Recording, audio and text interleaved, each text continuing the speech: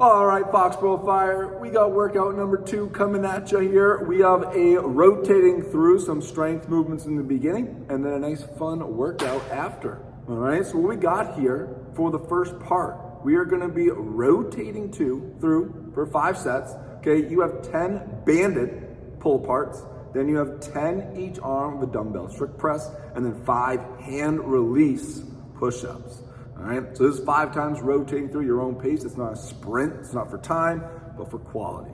All right, so starting out here, we have 10 banded pull aparts. So you can grab either that red or yellow band. Red's heavier, yellow one that you got is a lighter resistance. Okay, but we want to keep our arms locked out here the whole time. The closer you bring your hands together, okay, the more tension you'll have on that band because you got less slack in the middle. Okay, so you don't want to start too close, start a little bit wider. Either way, we're gonna go ahead and squeeze those shoulder blades together, keep our core tight. You're gonna pull that band apart all the way till that band touches your chest, and you're coming back to where you started. The entire time, you wanna keep a straight line with the band. You never want to slack and then droop down in the middle. Yeah, we don't want that. We wanna keep tension the whole time. All right, so it's 10 reps there. Just make sure you're squeezing your core, you're not arching to lean back, and you're not bending in the elbows. So those arms should be straight, core should be nice and tight.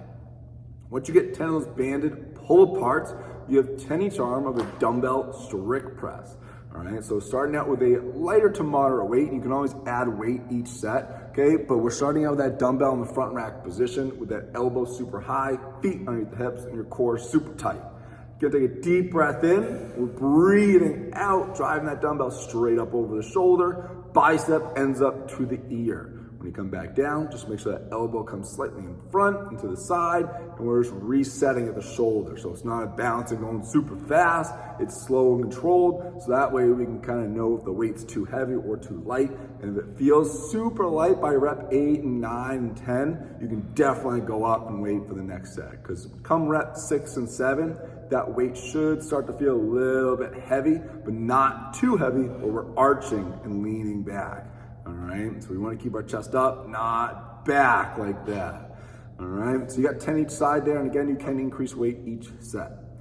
Lastly, you have 5 hand release push-ups. All right, so those hands underneath those shoulders.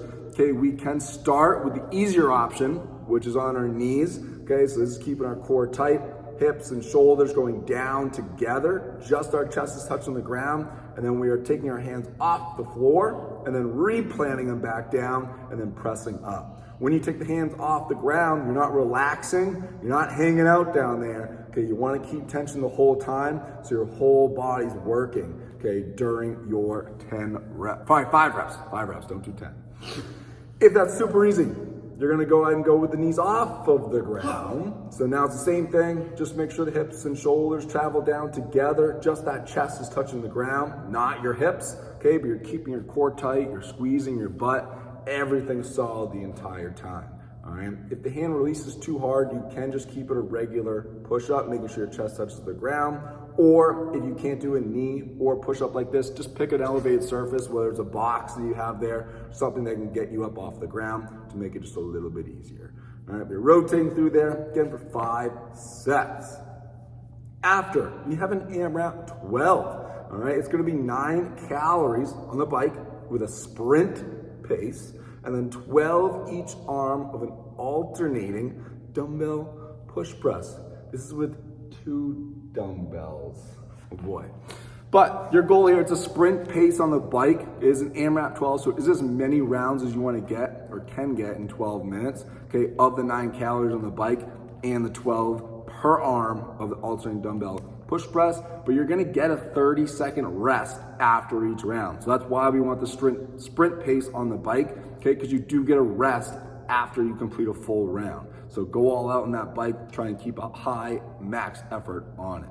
So biking super fast, once you get off, you're getting that dumbbell alternating push press. So you have 2 dumbbells in your hands, elbows are nice and high and active, feet are underneath our hips. Bucky's gonna go ahead and dip with a nice tall chest, the weight staying in his heels. When he dries up out of that quarter squat, only one dumbbell is going in the air, so he's squeezing his butt, popping the weight off his shoulder, and pressing with one dumbbell. Okay, when he brings it back down, he's going back into the dip, and then he's gonna drive back up and press the other one. So it's alternating for 24 total reps, 12 each side. Wants to be unbroken, so pick a moderate weight, give or take. Okay, that's gonna be hard, okay, but you're gonna be able to get through it with 12 each arm without putting the dumbbells down. Because you get that 30-second rest after, no resting during a round, because that's why you put that rest for when you finish each round.